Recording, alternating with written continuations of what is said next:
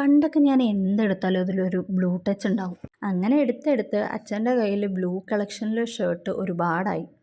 ഇപ്പം അത് നിന്നോന്ന് ചോദിച്ചാൽ പൂർണ്ണമായിട്ട് നിന്നിട്ടില്ല, എന്നാലും കുറേയൊക്കെ മാറ്റം വന്നു.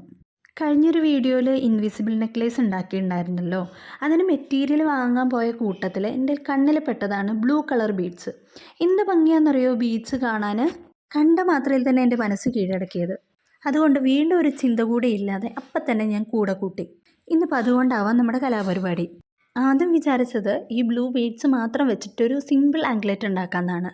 പിന്നെ വിചാരിച്ചു കുറച്ച് ആർഭാടമായിക്കോട്ടെ. ഗോൾഡൻ ബീഡ്സും ചിലങ്കമണികൾ കൂടി എടുത്തു. ഇൻവിസിബിൾ നെക്ലേസ് ഉണ്ടാക്കുന്ന പോലെ തന്നെയാണ് ആംഗ്ലെറ്റ് ഉണ്ടാക്കുന്നതും. അതിനായിട്ട് ആദ്യം നമ്മൾ കാലിൻ്റെ സൈസിനനുസരിച്ച് ഗിയർ വെയർ കട്ട് ചെയ്തെടുക്കുകയാണ് വേണ്ടത്. അത് കഴിഞ്ഞിട്ട് ഒരറ്റത്ത് ഗിയർ ലോക്ക് വെച്ചിട്ട് നന്നായിട്ട് ലോക്ക് ചെയ്ത് കൊടുക്കാം. പിന്നെ നമുക്ക് ഇഷ്ടമുള്ള പാറ്റേൺ ചെയ്യാം.